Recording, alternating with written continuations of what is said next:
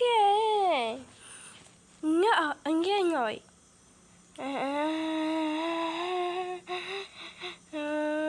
Ghê rồi.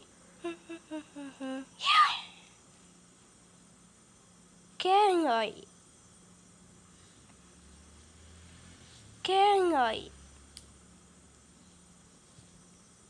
Ghê rồi. O que acontece logo após a crucificação de Jesus? Ghê người. Ghê người.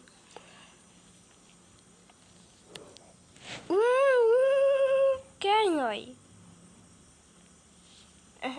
Ghê người.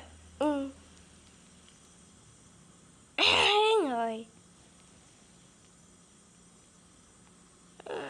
Ghê người. Anh nghe nghe mình ha.